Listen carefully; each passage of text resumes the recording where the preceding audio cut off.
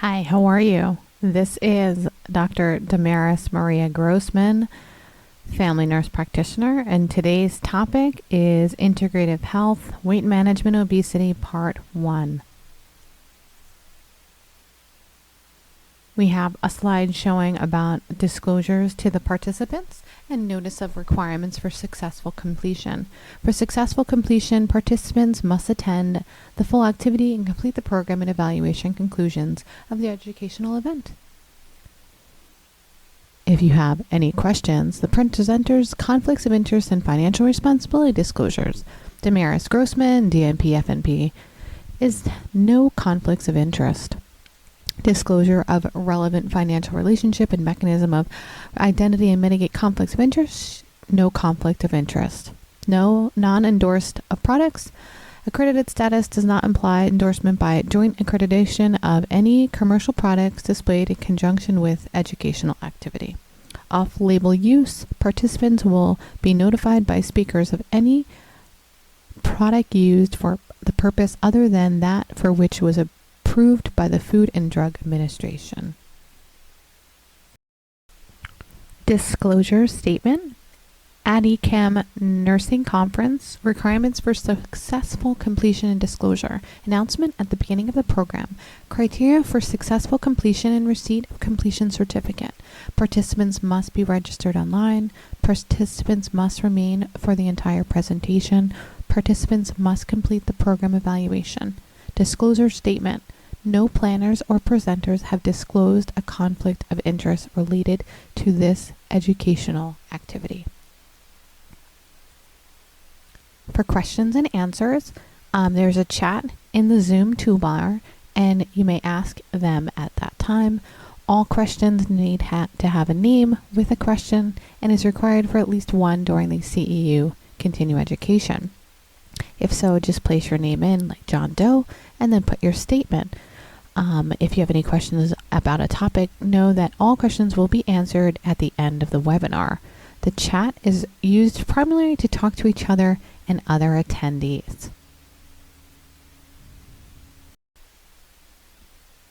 So the objectives for this lecture are shown on slides here.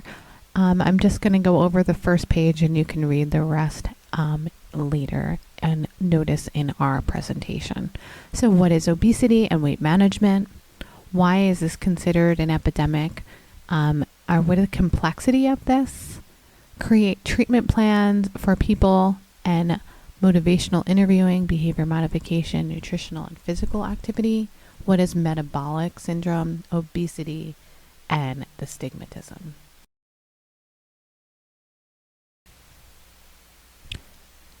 Understanding your weight and weight management involves maintaining healthy weight through a balanced diet, regular exercise, lifestyle modifications, and measures your progress regularly. When we talk about obesity versus weight management, they're very different, but similar in the sense of they coexist. So obesity itself is about obesity is a medical condition which a person has excess body fat that has a negative impact on their health and is defined by body mass index over a BMI of 30. And weight management is the process of adopting healthy habits and lifestyle changes to maintain their healthy weight. So the weight management is managing overall so that you either decrease your obesity, decrease your overweight, and your weight overall for morbidities or cofactors. So it's identifying and adopting these changes because in turn you will have less health conditions by improving your weight and decreasing obesity, because these comorbidities of diabetes, heart disease, high blood pressure, and even certain types of cancers. So the strategies are so important so that you can have overall optimal and ideal health goals. So obesity itself is such a complex condition and it involves a multitude of areas that helps with treatment. And it involves genetics, your environment, the behavior, the psychology of an individual, and different treatment options. It's complex because it's a multitude or multifaceted in all of these factors. And once we understand the complexity, that we can then develop treatment plans for obesity and a multidisciplinary approach so that we can provide the best care for clients and get them to where they need to be, because it's an ongoing medical condition, not something that is just fixed. It needs to be managed, and then it's managed with weight management and other factors. So this includes genetics. Genetics, in reference to each client, is that the research has shown that genetics plays a significant role. It's part of a person's genes that identifies what their appetite is, what their metabolism is, what their energy expenditure is, what their family may have been predisposed to, whether it's a certain type of cancer, heart disease, type 2 diabetes, type 1 diabetes, and that will let someone know if they're going to have an increase or an influx of weight. Environmental factors. These are always going to be a proponent to weight loss and weight gain, because you never know what type of lifestyle that person is having. So is that sedentary? Is that exposure to obesogenic environments, adaptogenic? So obesogenic is types of toxins and foods that may cause more obesity and contribute to obesity. You find examples of this in neighborhoods where there are not as many family or cultural options or healthy food options, or there's not places for people to be safe to exercise. The environment for them is not ideal, or just in general, their culture may not be as most into an exercise environment. Additionally, behavioral factors for someone. This has to do with what are their eating habits? Are they physical? What kind of sleeping patterns do they have? Do they eat high calorie foods? Is it not very nutritious? Is vegetables not part of their diet? Physical activity? And what kind of sleep patterns do they have? Now, psychological factors varies depending upon the person and their situation, but this has to do with stress, depression, anxiety for an individual, and how is it developing possible obesity for them. Are they emotional eaters, undereaters, overeaters, binge eating, unhealthy eating, sedentary lifestyle? And then from there, we have to figure out approaches to treat these individuals. What is the best way to get them to modify their diets to keep them under control? And what is the approach that they need? Is it a mental health provider? Is it nutrition? Is it getting them a counselor? Is it pharmacological therapies? Is it even possibly bariatric surgery? So these things have to be seen by your provider and a professional to really identify what's the needs and find out where their complexities are. And like it had said before, it has to do with your BMI. So your body mass index assesses the degree of how severe someone is obese and the treatment that comes along with that. Since they're mild obesity to morbidly obese. So we're kind of have to work toward treatments. So initially, weight management options such as lifestyle interventions are always very helpful, dietary changes, and promoting weight loss. Pharmacological therapies of medical weight loss medications. There are a variety of medicines that are available, over 20 or so medications, and that will be discussed further in part 2 of these lectures. Additionally, there is, if patients need it, other types of bariatric obesity surgeries. These are related for those that are needing treatment, and those are obviously needing either a gastric sleeve or a band. It's important to know that every person needs something different, and an approach for them is so important. So knowing what their goals are, what is the best treatment for them and their weight loss, and to help them so they don't regain. So it's really a whole approach, and we want to get them to where they want to be. So it's just kind of getting them in the best state of mind. So let's talk about socially. When it comes to the obesity epidemic, there is sometimes a stigmatism of what's the right thing, the wrong thing. People are always, may bias an individual and say that they may be a certain way and they're not healthy, but sometimes that is just so unfair. And individuals are also stereotyped because they are considered lazy, they don't have enough willpower, not intelligent, or are harmful, and usually this is quite inaccurate. Usually it is not fully under their control, and they need more assistance. And in the media and today's culture, popular media will show that they prefer thinner and less obese, and they're portraying more obese individuals as being negative and not well served to the community. Major health stigmas is people just feel that they judge those individuals of not knowing how to be healthy, not knowing how to take care of themselves, and that they're all sedentary. And, each individual has to be treated with respect, and they need the time so that they can be taken seriously and help them to get to the best where they need to be. So there is a large emotional impact for these individuals, because the stigma for obesity can lead to a lot of negative and psychological consequences, low self-esteem, depression, and anxiety, which then in turn can cause more obesity. This in turn has also caused some economic problems, reducing the job market, lower income from individuals, and just affected many negative impact. And we really need to reverse that conversation to be more inclusive and body positive conversation, and not have a stigma of the obese individual. Instead, try to understand their beliefs, understand where they're coming from, and really engage them in all aspects of their life. So let's talk about types of treatment plans for people with obesity.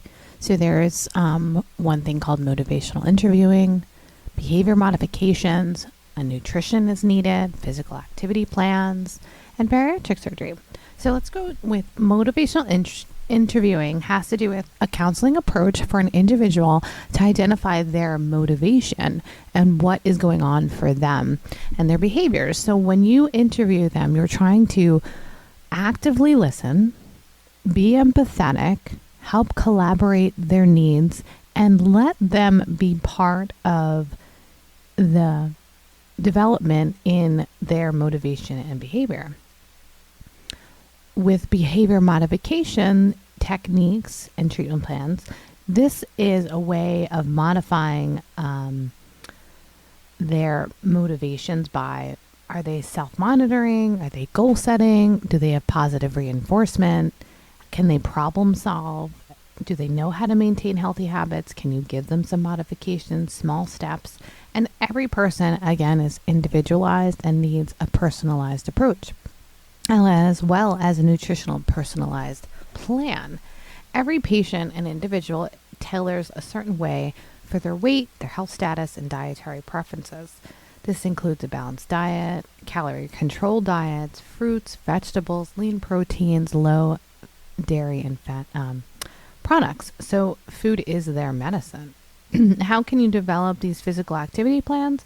This can be by each person. This is by their age, their weight, their health status, their physical activity, what their preferences are.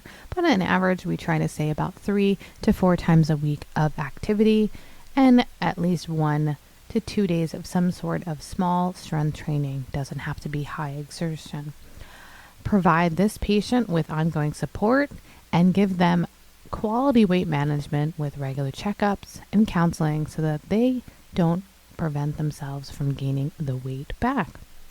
So a real comprehensive approach is helpful with the combination of motivational interviewing, behavior modification, nutrition, and physical activity. And some of these individuals, as stated before, may need pharmaceutical medications or even bariatric surgery. So this just has to be notified in their needs and just be aware. So let's talk about cardiometabolic and how that has to do with obesity and what is that natural pattern of weight gain. So cardiovascular means heart and blood vessels, and metabolic means blood, sugar, and insulin health. So when you say cardiometabolic, you're combining the cardiovascular system with the metabolic, blood and sugar and insulin. So this refers to a group of factors related to the cardiovascular system and a metabolic health. It reflects the connection between our cardiovascular system and how our metabolism is connected. And the key points to this show is that our body is, and our heart health is pumping blood efficiently. Our blood vessels are, bringing and pulling away blood from the body, away and toward the heart. And the circulatory system has a critical role. But in metabolic health, in additional, it is regulating our blood sugar. It is also regulating our sugar, our insulin sensitivity, insulin resistance, and this will also affect what is in our cells and in our blood makeup. And if there is resistance or a irregularity or increased even lipid metabolism, the blood flow and circulatory system is impeded or decreased. So lipid metabolism, in addition with cardiometabolic health, has to do with the fats and the lipids within the body, including cholesterol. Since the cells are made up of lipid by lipid layers, their cholesterol is an important part of the structural components of the body and the inflammatory process, but cholesterol at high levels is still not beneficial for the body and is can affect increase of atherosclerotic or increased buildup or plaque within the vessels themselves, but then just decreases the ability for circulation or inflammatory process. And the insulin sensitivity has to do with how much the body can regulate insulin within the body, and that also will affect weight. So all of these are going to, in some turn, affect our weight. So what is metabolic syndrome? Metabolic syndrome is a cluster of conditions that increase the risk of cardiovascular disease, stroke, type 1 and type 2 diabetes. Its significant body of evidence research has shown that metabolic syndrome has identified risk factors and health consequences that are effective interventions. So risk factors for obesity from metabolic syndrome include, but are more than not just these: inactivity, so sedentary, stress levels, insulin resistance, even insulin sensitivity. So there's actually both on that. High blood pressure, abnormal lipid cholesterol levels, and abdominal obesity. So that's the visceral fat within the actual abdominal wall cavity. So it's kind of that waist circumference, not necessarily your height. And then there's metabolic syndrome. Any of the five of these, or any three of the five of these, would be considered a possibility of metabolic syndrome. So an increased waist circumference over 35 for women and over 40 inches for men. Now, I would say for, depending upon the individual, Asian and some white frame, smaller frame women, it's actually about 32 for the increased waist circumference. So that actually varies depending upon the structure and the stature of the individual. And men also, that's around 36 to 37, I believe the research has shown. Blood pressure, that is about 130 over 80 now. And also if the patient may be on high blood pressure medication. The fasting glucose is around 100 milligrams per deciliter. I actually prefer them to be 90. So if they are getting the 95 range, I'm still going to look at that. Triglycerides above 150. And HDLs, they should be greater than 50 for women and greater than 40 for men. That is ideal.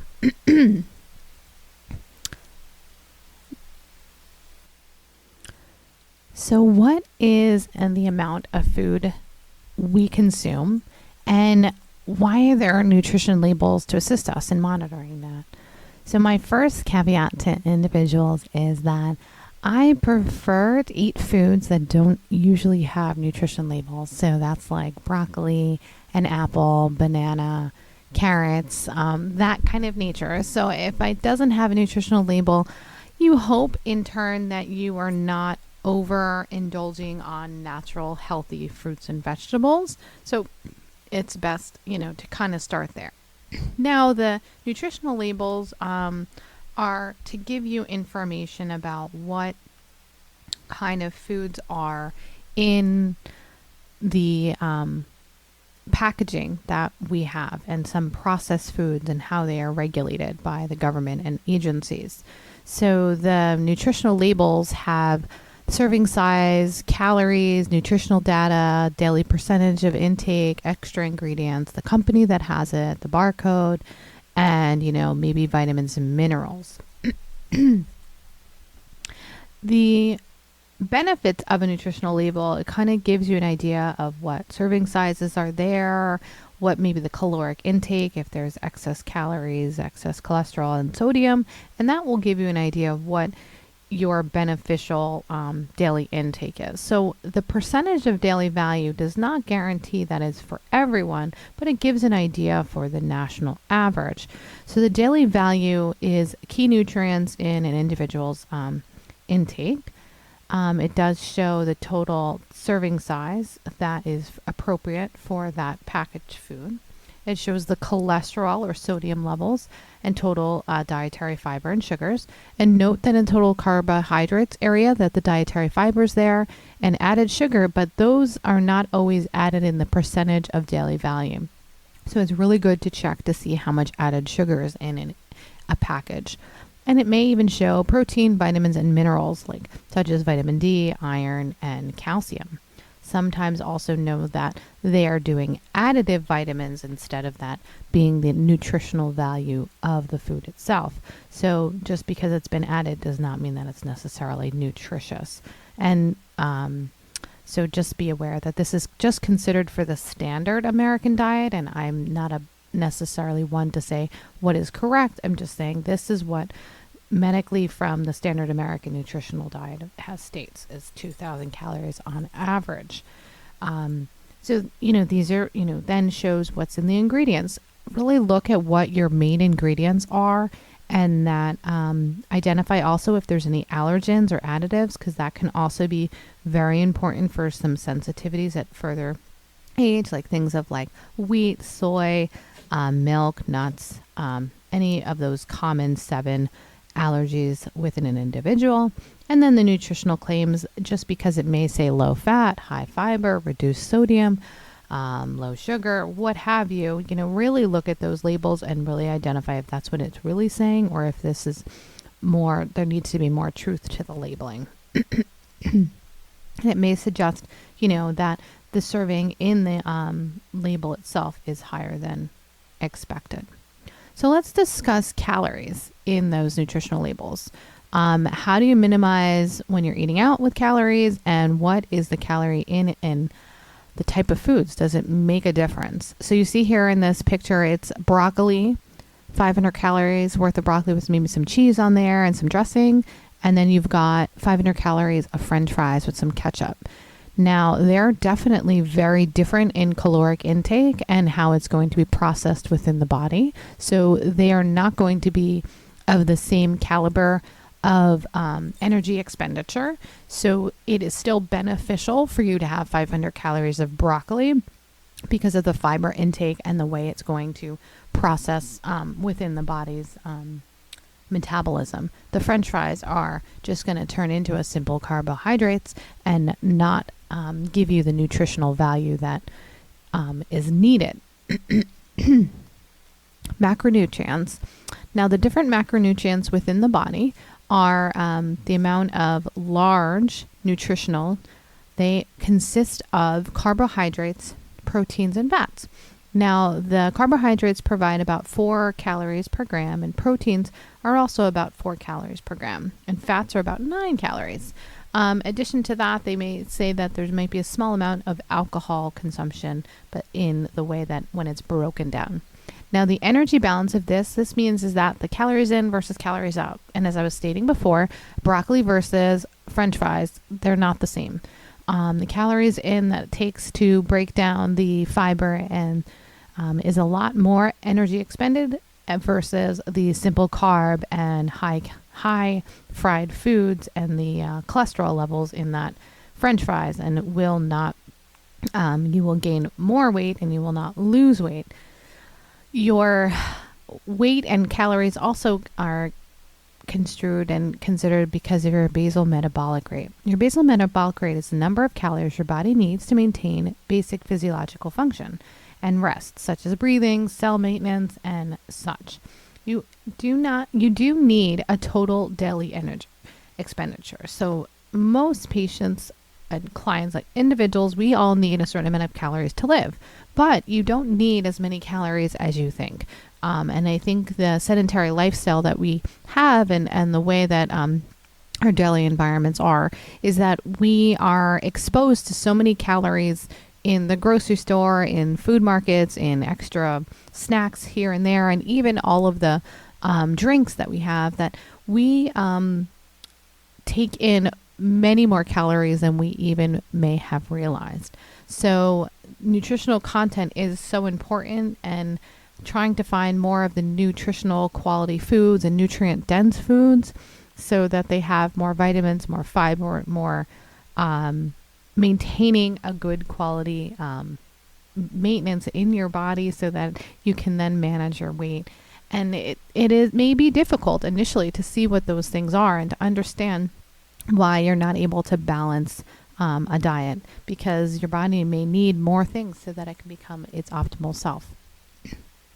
The average number of calories a person can consume in a day, it varies so differently. Again, this is a lot about each person is so different. So this looks at the age, the sex of the person, their activity level, their dietary needs, their culture, where they are in their life, their stressors. And, so the range for caloric, standard American diet can be anything from like 1,400 up to 2,500 calories. So this does vary, and each client needs to be assessed in for their needs and their goals.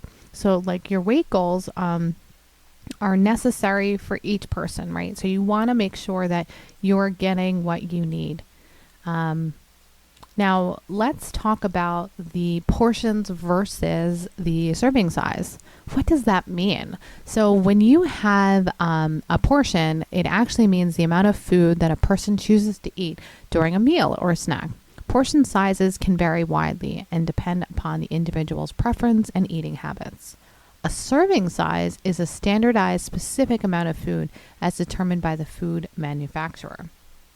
So what you can see is that a person's serving size in a package can be only, I'd say for like meat, maybe about 3 ounces. But if you're going to a restaurant or you're going to buy a packaged meat, let's say, you may take, double that portion. So that itself will then be a larger portion. The accuracy of this for individuals is the plate size for even at a restaurant or even at your home. I put example of like someone wants cereal. They have a bowl and they go to order. They go to put a bowl of cereal into their plate, into their bowl, and they think they're having 1 serving size, and when you measure it out, it ends up being almost 3 serving sizes, because the bowls that are made in today's market are a lot larger than the average serving size. So it should only be, let's say, about a 1/4 cup, and these bowls are almost like a cup's worth of, maybe even 2 cups worth of, so that could be 2 to 3 times or 4 times more of your serving size, which means that you're a higher portion and higher caloric intake, and the nutrition of that may be different.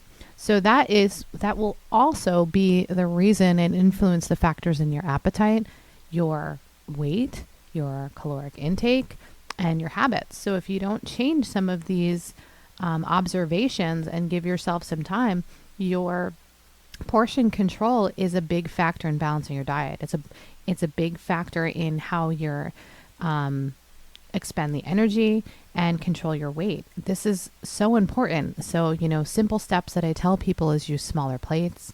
Think about more vegetables or half your plate in vegetables and fruits. And the other could be a little bit of carbs and some protein. So that's different for each person, but that is kind of a quick overview on what the portions versus the serving size. So what are kind of questions that are helpful for those that are managing these food portions, and what would you ask yourself? So you're looking at a plate and you want to eat some food and you say, I'm hungry, what do I do? So the first question is, what is that serving size?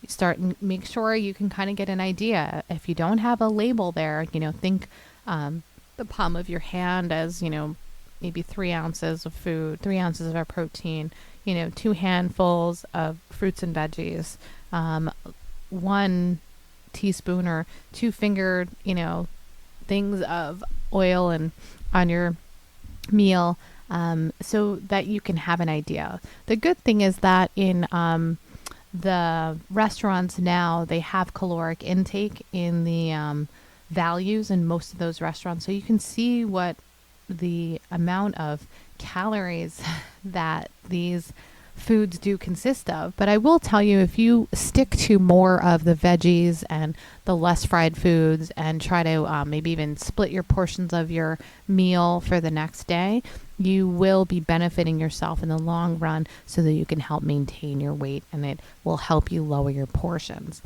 And a question you might want to ask yourself, are you really hungry or are you thirsty? Now, the hunger, ghrelin and leptin have a similar feeling to actually thirst, and you might actually find yourself thirsty. So my benefit to those is, make sure you have between 6 to 8 ounces of water daily, and take a cup or, drink a cup of water with maybe some lemon or citrus to, see if you need some water in your diet. And if you are thirsty, drink that 6 to 8 ounces of water. I say take a 32-ounce bottle with a straw and have it available where you are working or where you're doing most of your activity, so that you are actively trying to drink at least 32 ounces of water in the morning and maybe in the evening. And then what are your goals? What is important for you? Is it to lose X amount of weight? Is it to just feel good? Is it about your mental clarity? Understand what that is for you, and that will also help you manage your food portions. How active are you? If you have an injury, an illness, or some sort of sedentary lifestyle due to a disability even, your caloric intake and food consumption needs to definitely be modified, because you're not going to be able to expend a certain amount of energy physically to get rid of some of those calories if they're in excess. So consider that in everything that you do. Now, also, what kind of recipe are you cooking? Are you cooking at home? Are you cooking out? Pay attention to the ingredients. Again, pay attention to the portion size and size. Look at the recipes. Maybe put some items on the side, like the dressing or the cheese or the creams. Consider that on the side to maybe help meet your goals, so that you're not overindulging, because a lot of sauces and salad dressings do have a lot of extra unnecessary calories that are not needed, and can cause you to have increased weight gain that you may not have even realized. And then how can you adjust those foods so that it can help you maintain your weight? So there's different ways to substitute foods, and how can you go about doing that for yourself that would be beneficial for you and for your family? So what are you talking about when we discuss the balanced diet? So we discussed serving size, portions, but how do you get yourself to be able to measure so that you can manage the weight and it helps with reversal of the disease? So that has to do with balanced diet, portion control, limiting your sugar, added sugars to meals, tracking your food intake, physical activity, mindfulness, behavior changes, the team, a community approach, collaboration, and help from others. So First, like always, I will say consult with a healthcare professional, make significant changes in your lifestyle with modifications and as needed additional resources. Discuss with a dietitian or nutritionist. Try to come up with a personalized plan so that you have realistic, progressive goals and that you aim gradually. Sustainability and consistency. Those are so key to getting your weight loss and just into feeling healthier and your better self. It's not just the weight, it's overall healthiness. So the goals can be 1 to 2 pounds a week. It could just literally be my cholesterol. It could be I feel better, I feel less bloated, I feel tired, less pain. There could be many of reasons, and understanding what your goals are and doing it safely and effectively and consistently can be obtainable. So you can do this obviously with a balanced diet, as we were talking about, focusing on nutrient dense foods, fruits, vegetables, lean proteins, whole grains, and whole fats. Now that is a variety of things for you, depending upon what your needs are. Gluten-free, anti-inflammatory, or whole foods is always the best bet. Now, again, we've discussed previous was portion control and how to be mindful of your sizes. You can do this by avoiding many aspects of overeating with smaller plates. Really be one to listen to your body. Take the hunger cues and fullness cues. In addition, I recommend when you're mindfully chewing and mindfully eating, think about 20 to 40 bites per food. Now that might be a lot, but try to get down between 10 to 20 if you could, because a lot of the breaking down of foods and prior enzymes are from the mouth all the way down to your stomach and into your intestines. So it's beneficial to you to have smaller meals and smaller bites.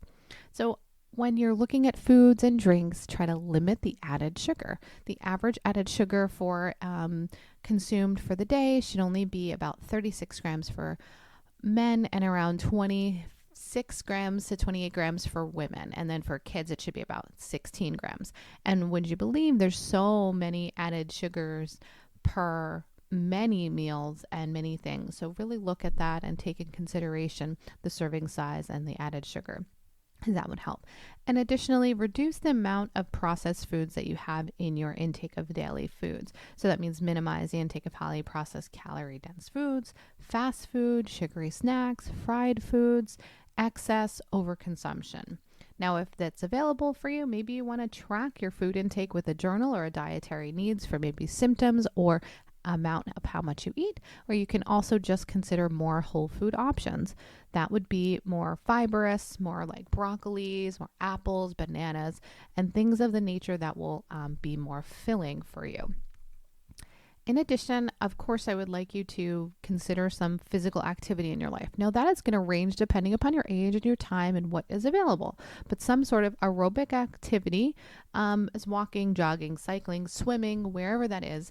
And that's anywhere between 100 to 150 minutes a week of exercise. And that is where it lies for you. It doesn't mean it has to be vigorous, but modified as needed for your age, your disability, your needs, and incorporate even a possibility of strength training or body composition training with light weights. And that's about 2 times a week to help boost the metabolism and help with not losing muscle mass and increasing, so the muscle mass will help lower some of that fat content, but also will help you be stronger so that when you're in your 80s, 70s, and 80s, you're able to stand up and lift and reach for things, and things are not as complex and hard for you. So flexibility and strengthening are just as important as cardiovascular activity.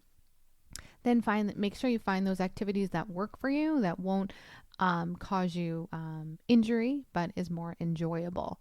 And additional to that is finding mindful behavior techniques. So I've talked about mindful eating, finding ways to figure out what you would like to eat, choose meals that are enjoyable, eat slowly, savor each bite.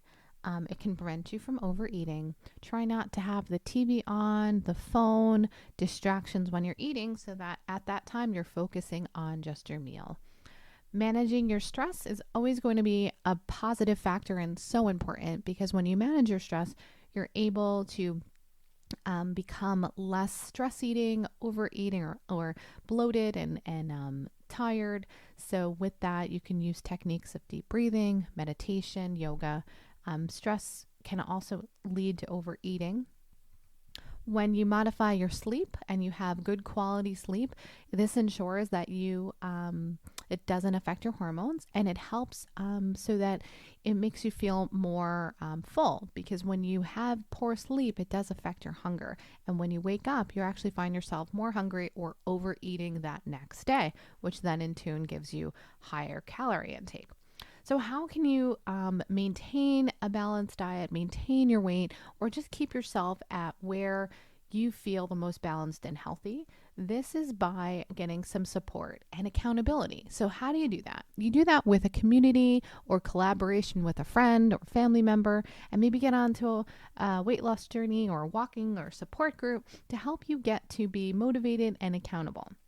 You can use medical interventions as needed, like that can be anything from medical weight loss, bariatric surgery, that could just be just having a nutritionist or a counselor, and those are okay. Those are allowed, and don't be worried. The main thing is trying to be as positive about where you are, love your body with what you're in, and be consistent and know that it's okay. Patience, patience, patience, and reversing obesity is a long-term process.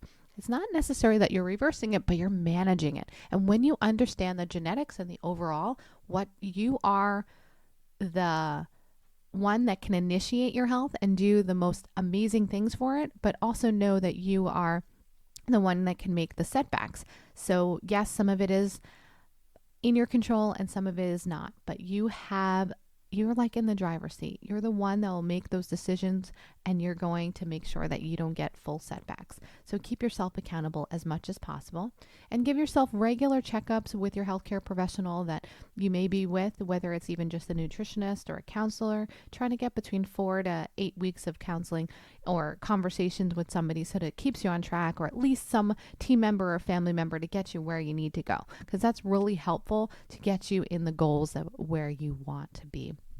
So if that's anything, look online, look at some groups, collaboration and team effort is always helpful, because you can't always do it alone. Sometimes you need a little assistance. Overall, genetics is the full picture, or is it? It's not necessarily the full picture, but it definitely will give you an idea of why for yourself you're having some difficulties. And does it play the full role in your obesity? It does not play the full role, but it does contribute to why things are the way they are. So obesity, like I have said before, is a complex condition influenced by a combination of genetics, environment, behavior, metabolic, and how our genetics are. So initially, of course, our genetics play a role due to individuals maybe predisposed, mom, dad, family. Culturally, there is a part in there, and we'll discuss that. But genetically, you're made up of a certain way. You may be known to gain more weight. Others in your family have harder time to lose it. So the genes do influence if you are going to be of a heavier weight. But that does not mean that you definitely will. But it may be that you store more fat, and your appetite regulation in your body is distributed differently than other individuals. So that is part of the equation, but not all of the equation. And understanding that will help you be more available to know what health and not health is, right? So that's very helpful. So in family history, some members of your family have greater risk to having other comorbidities, and that has to do with the genetics, and it is influenced by family behaviors and the environment and what people are eating. Some individuals are predisposed to genetic syndromes, and genetic syndromes is something out of someone's control. So that's rare, but this can also be due to some severe obesity issues, Prader-Willi syndrome, Bardet-Bill syndrome, and other genetic mutations that are out that will dysregulate an individual's metabolism, Cushing syndrome, and different ailments within the body that can cause an individual to have more overweight issues that are out of their control, that they still need to modify different ways to just get them to the healthiest that it is for them. And how does the genetics and environment play a role for someone with obesity? This comes out when you're discussing, your diet, your physical activity, what people around you are doing. Is there like toxicity or like environmental like pollution, or are there different available foods for you? Like, what is there in your environment that is not letting you become your optimal self? Is it the environment is not safe, or is it the environment doesn't have a lot of food options, or is it the environment is just like pollutions where these they call them obesity adaptogens that cause you more genetic issues? Now we'll go into that at another lecture, but basically they also may cause you more obese issues.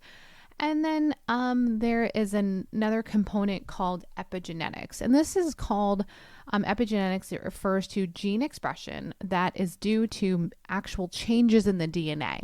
And it's influencing by environmental factors.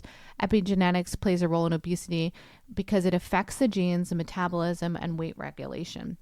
It may even those patients that are predisposed to obesity may not always have weight controls if they make really good quality lifestyle choices, diet, physical activity, and are able to manage their stressors, and their genetic expression may not come out, which means that they may only go to stage 1 or stage 2 of an obesity individual, and they may not actually increase their weight, and they may stay at a very healthy, balanced diet, balanced self. So that is, pretty helpful for an individual. So let's talk about family cultural eating and perceptions of what is needed for eating and what it is for yourself. So this kind of consists of food choices, meal structure, cooking with the family. Is food medicine for them? Do they consider that? Are there food restrictions or taboos, things that are not regulated or not approved of? Emotional eating, social events. In your own household, what is it like? And what happens during holidays? Is food a factor?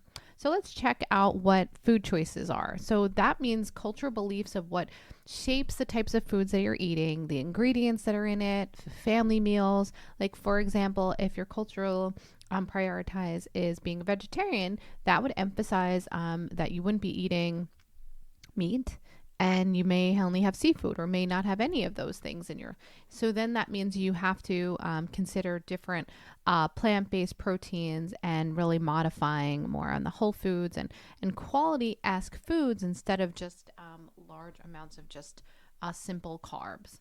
Meal structure, that comes into play when we're talking about what is the food for your courses. What are times for your meals? Are there specific meals that you have to eat? Does that differ between your culture? And each person may need a different tradition or an elaborate tradition. So for some cultures, they only eat, before time, sunset, or after sunset. There's also some fasting holidays. There are some individuals that, like I said, specific foods. It has to be kosher or halal, or it has to have some sort of extra, specific ritual or setting. So in turn, that may also be factors in how we eat and how we choose our meals. So it's not that not all of that is bad or negative. It's just this all is response into the cultural and the behaviors of eating. And it is also associated with how we maintain and our cooking and food. So when we're talking about cooking as a family or cooking techniques or methods within the family, every culture is so different, and every family is different, and they may have different spices or flavors and traditions. And this all influences additionally how you eat. Some families may not have been exposed to some spices or things, and they may just have more of a processed meals in their diet. Some may never have been exposed to vegetables and only had fried foods in their diet. Some may have had excess, they may eat more than they usually do than other generations. And also traditionally, food is a big social and connection between families, and sometimes certain things that each family cooks and how they cook it, and what they make, and they may not be healthy versions of this, or at the time of when your grandmother or your great grandmother is passing down a recipe, those recipes you may have see that they are not in any way a healthy version of that. So it may have a large amount of, carbs or cheese or fat or fried food or large portions. And not that you're trying to in any way be disrespectful to your family, it's just showing them that you want to have those foods but may have them in a healthier option at some point. So you're trying to still be part of your family and do things, but modify them so that it can work to be the healthiest version for you. So understanding when you're bonding with your family and you're with them, eating is a huge part, and you want to still keep that connection and keep the, autonomy of your eating habits, because sometimes it depends upon the, obviously the family dynamic of that you were brought up in. Some dynamics want you to eat more, to eat less. Are you eating together? Are you not eating? Are you part of the family? Is it a prominent part of the eating? Is it not part of your family dynamic? That depends. And so that is also going to affect the way you eat, overeat, or undereat, and your perception of food. So that is a factor. Now, in your culture and your family, is food medicine, or is it something for just a cultural consumption? So food as medicine is meaning that, do you believe that the food that you put into your body is a healing properties? Does it have specific needs to address your health concerns? That is not always considered in culture. It's more of, these foods are what we grew up with and this is what we eat. And that's okay. Just understand how maybe it could work for you in some manner, that you can modify the way that you're eating so that you can live the optimal self for you and your health. Now, food taboos are considered kind of like restrictions, and this is considered like a cultural belief for some. Maybe that might be someone doesn't eat meat, someone may not eat pork. They have certain times that they have restrictions during holidays. They have a cultural practice. They may only consume kosher foods, halal foods, of certain, family, food consumption. They may make a certain thing for them. So that is where that may come in. And in those restrictions, that can also cause behavioral or prohibit an individual to know what is the right foods to eat, even in their culture. And be mindful that you can still eat very well no matter what your culture is. And it's just learning, adapting, and really being okay with where you are, and having that discussion with your family to let them know that you're still going to include the family cultures into your overall diet and life. Now, social and emotional significance, this has to do with how you feel with your culture and how you're going to celebrate, and still making those life events important to you, and still showing love and care for your family when you're there, and not to be upset that, during the holiday times, Thanksgiving, there's a lot of consumption of food, let's say, or during the holiday times, there may be a lot of cookies made, or maybe that some family consumes alcohol. Maybe they do not. I'm not sure what that extra calories or extra things that may be available to that at those events, but how do you modify them as needed so that it works for you? Now that's different, right? So what can that mean by still showing love and still being a part of your family's dynamic? And that can be available for you, and still be able to show some hospitality. You still want to be a good guest. You still want to be available, and you still want to be respectful of those when you're visiting and coming to your family. And I know that sometimes the food has become a big cultural and a big, event. When we go somewhere, it has to be all about the food. Maybe change the perspective and think more about trying to connect more with your family, instead of just worrying about what food we're going to eat, and have more conversations and more time, and being more mindful of your everyday things. Because those traditions and those holidays are still going to be there, and those wonderful dishes you may have are still associated, but you want to still modify as needed, and still enjoy them, but everything in moderation. It shouldn't be overindulged.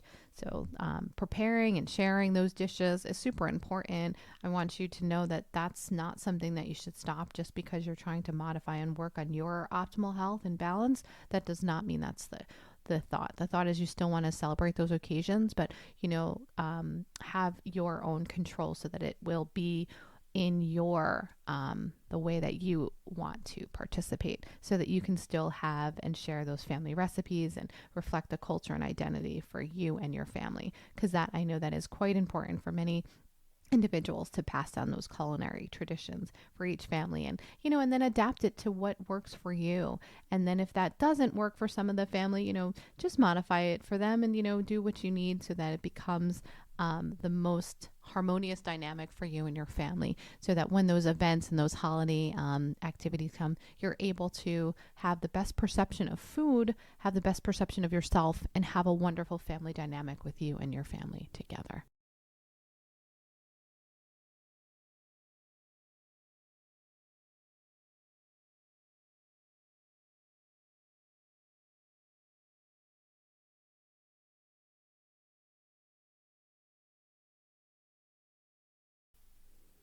So, what is the importance of sleep, and how does it affect your weight and obesity within your body?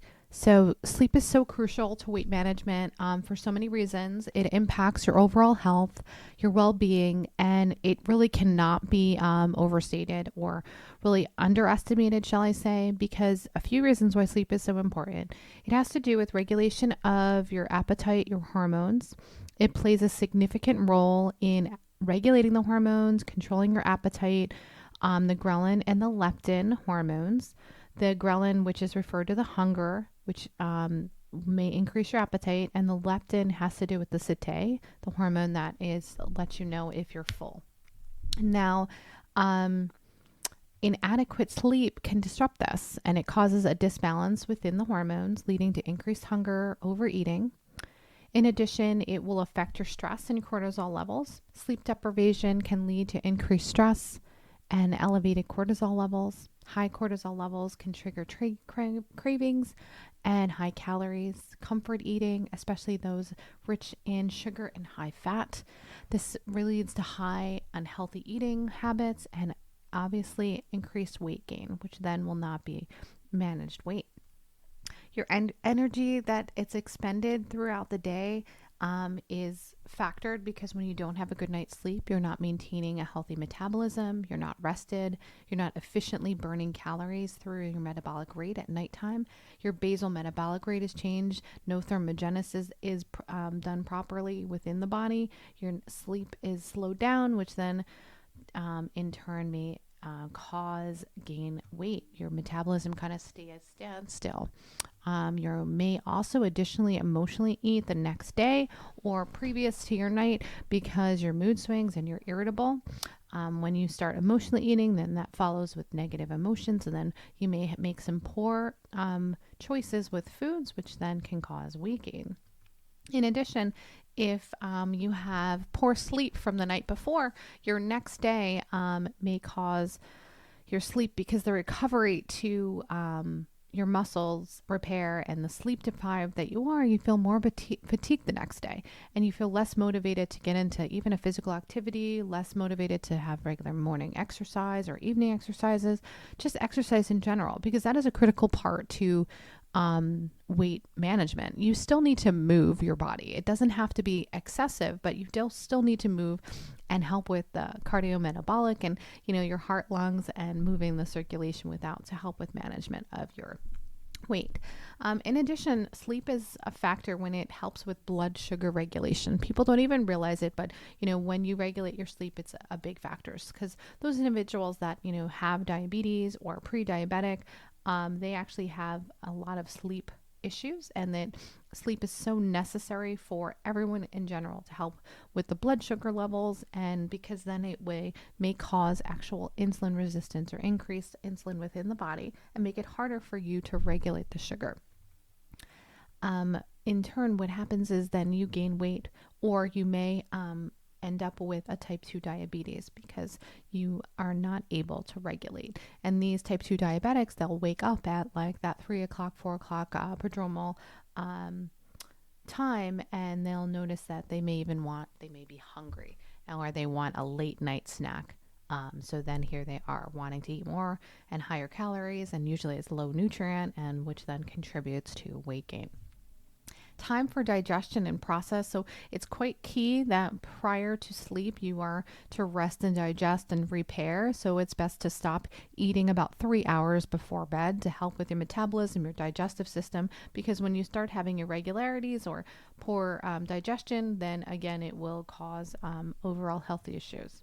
Now, hormonal changes are due to chronic sleep deprivation and imbalance of your hormones, and that will then in turn mess with your hormones of insulin and growth hormones, which then play a major role in your metabolism and your body composition.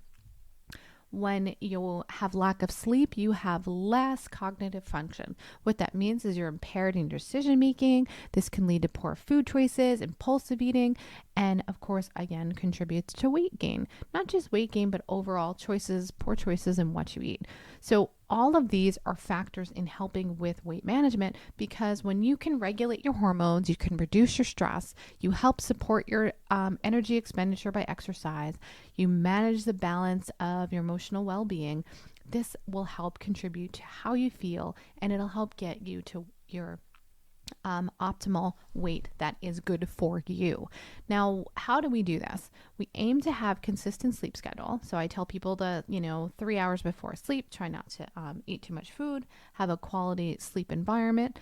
Try to get between 7 to 9 hours of quality sleep each night. This is a big factor.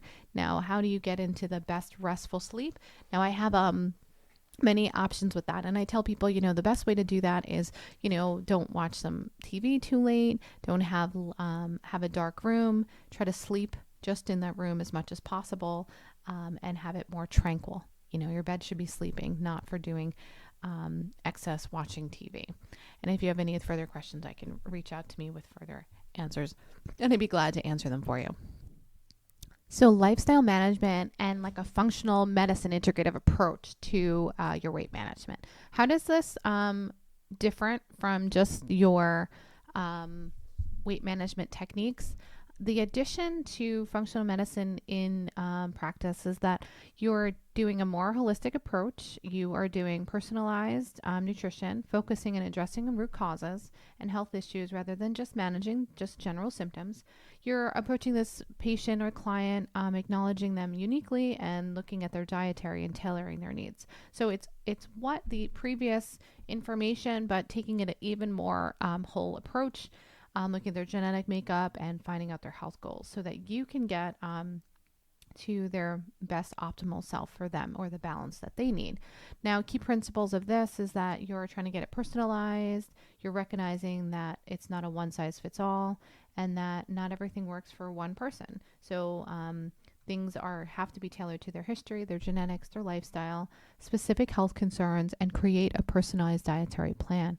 So underlying causes in individuals can vary. So first you want to talk to them about their sleep. Would you recommend, magnesium in their diet?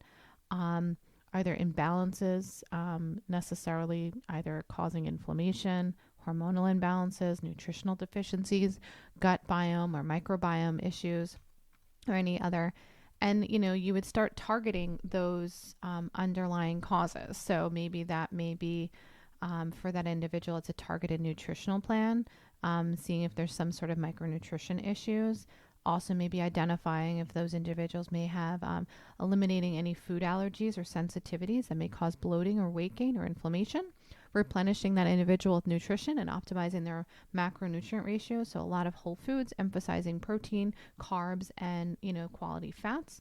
Emphasizing the minimal processed foods, encouraging consumption of wide variety of fruits, vegetables, grains, lean proteins, healthy fats, promoting more of a nutrient dense and overall health and less of the processed foods, looking into anti-inflammatory diets or anti-inflammatory foods. So this is foods that will cause less inflammation and often help with root and chronic health issues.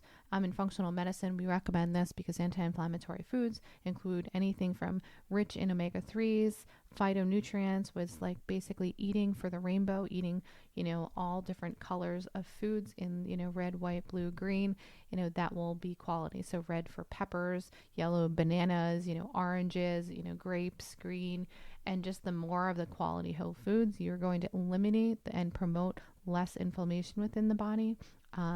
Decrease the amount of sugar, processed food, refined sugar, refined carbs, excess trans fats, and you're going to balance those macronutrients within your body. You can do this individually, so each person is going to be different and their needs are going to be different, but you modify it as needed and, give the quality carbohydrates, fats, and proteins so that they can have the best energy balance for each one of them. Nutrition supplementation is depending upon what some people are deficient in. I would say majority of patients or clients are, deficient in vitamin C, vitamin D, omega-3. Those are top, and then magnesium are usually my 4 go-tos. And then everything else is depending upon the gut, the cortisol levels and nutritional needs. Gut health is a very paramount and important role in functional medicine and is used quite often because a lot of the gut and brain health and immune system is in the gut and also in the body. So it is a direct effect on how people will be and how they will react. So in turn, what you can do is you really focus on food as medicine.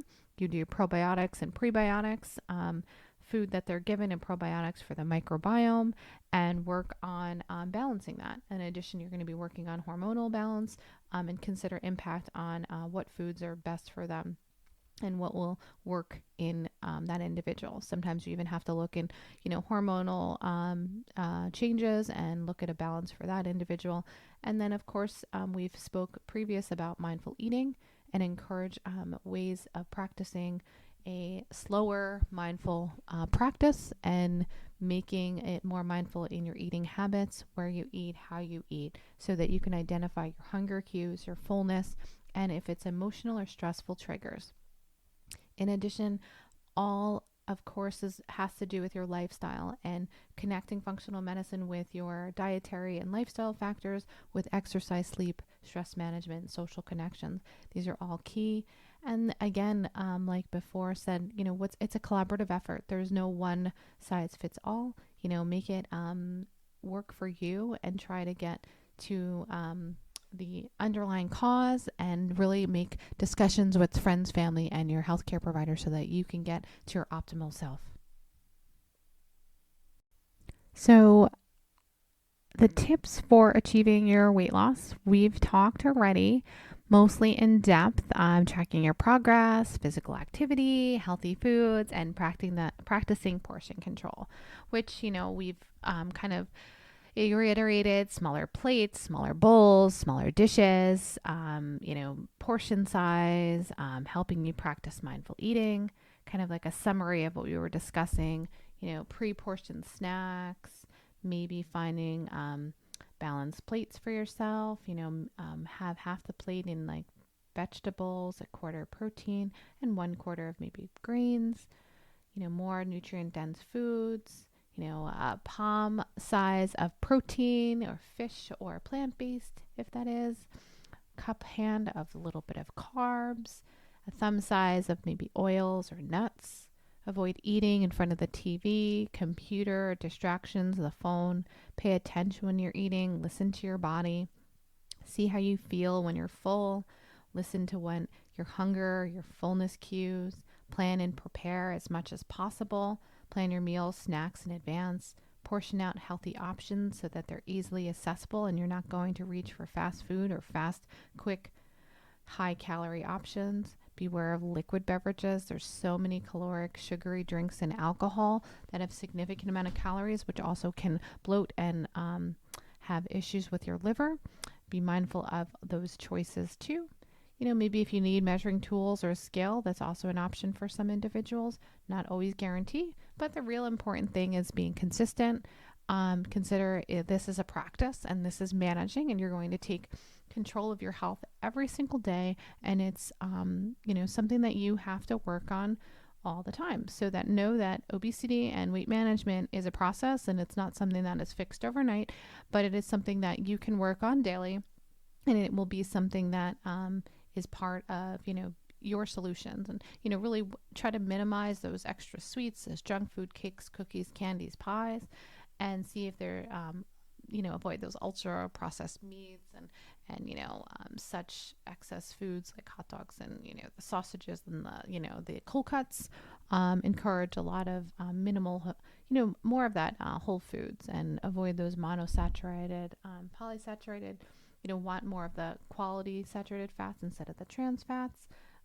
Preferably things with omega-3, like things of nuts, avocados, and salmon. Really consider more of the vegetables and the rainbow and phytonutrients. And so that you can have more of the complex carbs instead of the simple sugars, so that it works on, lowering your sugar index and doesn't have such high sugar glycemic index. Limit your food's cholesterol, so that it can help with your overall cardiovascular and metabolic health, and will help over in turn with your obesity and weight management. Encourage individuals and yourself to have more high fiber foods over low, unless you have a health issue that deters you from having that. Limit alcohol and high caloric alcohol drinks, sugar and drinks, and more nutrient dense foods. That is obviously, personalized for you, but you can navigate these things little by little. And, there's no specific diet or fad that's going to work for you or for someone else. Everybody is different. There's paleo, there's vegan, there's keto, there's Mediterranean and such. There's not one that has to be the right thing. The ones that are pretty big that, people you hear about is maybe keto, but that is not for everyone. And that's really more for, reducing the hunger in foods, but it has more protein and high fat, and that is actually not beneficial for some individuals. It's actually been used more for neurological disorders and seizure patients. So we don't necessarily say that keto is correct, because it should be like more on the keto friendly. And individuals for a Mediterranean diet, that is beneficial sometimes for some individuals, because that is encouraged with olive oil, nuts, seeds, seafood, fermented dairy food, poultry, eggs, and minimal alcohol. And it really does benefit more less processed food. There's another big diet thing that was used more for high blood pressure, and that's the DASH diet, and that's considered vegetables, fruits, whole grains, fatty foods, low fat dairy, fish, and poultry. Now, like I said, not one of these things is right or wrong. It's going to be very different for each individual, and it's going to have to be modified to some individuals' culture, their needs, their body compass, and what they need for themselves. So that is super important. And if anyone ever tells you to go into too much fasting and intermittent fasting, those are beneficial for some, but not for all. So that has to be modified and at individuals' times. So really make sure that you try to stay focused. Maybe use an app, stay connected, get yourself collaborated with individuals, stay motivated, because you've got this. Your journey for your balanced weight goals is different from somebody else, and your health issues underlying may be very different from somebody else's. So know that obesity medicine and weight management is to each person, and that really follow with a healthcare professional, and also be guided with your family or friends to help get you positive and into the right mindset. So the most thing is, to love yourself where you are now, where you're going to be, and where you'll be, as you grow old. So I hope you like this lecture. If you have any questions, reach out to the team, and we'll be glad to reach out to you. And all the references are at the end of the slide, and additional ones can be sent to you. Have a great rest of your day.